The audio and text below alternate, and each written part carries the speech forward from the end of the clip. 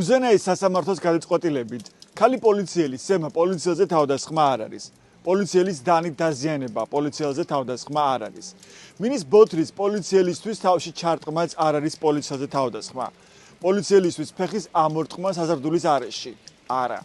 პოლიციელის ხელკედით ცემაც არა და არ არის პოლიციელზე თავდასხმა. პოლიციელისთვის სილის გაწვნა ამათან რა მოსატანია. შეგახსენებთ, რომ ჟურნალის მზია ამაღლობელს ბათუმის პოლიციის უფროსზე სილის გაწვნის გამო პოლიციელზე თავდასხმას ედავებიან. ეს მუხლი 4-დან 7 წლამდე თავისუფლების აღკვეთას ითვალისწინებს. უზენაეს სასამართლოს მიერ მიღებული გადაწყვეტილებები ნათლად აჩვენებს, რომ პოლიციელისთვის სილის გაწვნა პოლიციელზე თავდასხმა არ არის. უზენაეს სასამართლოს პრაქტიკა ნათლად აჩვენებს, რომ თავდასხმა ადამიანს უნდა უქმნიდეს ჯანმრთელობის ან ქონების დაზიანების სერიოზულ რისკს.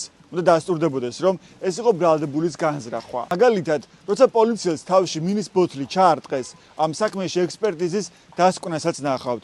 პოლიციელს თავის არეში მტკივნეული ჰემატომა, ანუ სისხლჩაქცევა ჰქონდაო.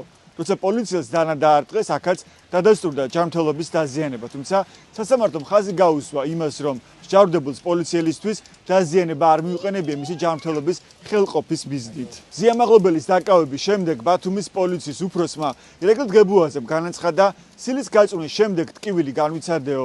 სხვა პოლიციელებიც ერთსა და იმავე სიცრუეს იმეორებენ. პოლიციის უფროს ლოყა გაუწითლდაო. ეს რომ სიცრუეა, ექსპერტიზის დასკვნითაც დადასტურდა. სამხარაულის ექსპერტიზის დასკვნაში წერია, რომ სილის გაწვნის შემდეგ ირაკლი დგებუაძეს ჯანმრთელობა არ დაზიანებია. ციხეში მყოფი მზიამაღლობელი საქმეში კიდევ არაერთი გაყალბებული დოკუმენტი დევს. გაყალბებული ოქმის საფუძველზე ის მოსამართლე ნინო სახელაშვილმა დააპატიმრა. მზიამაღლობელი უკანონო პატიმარია.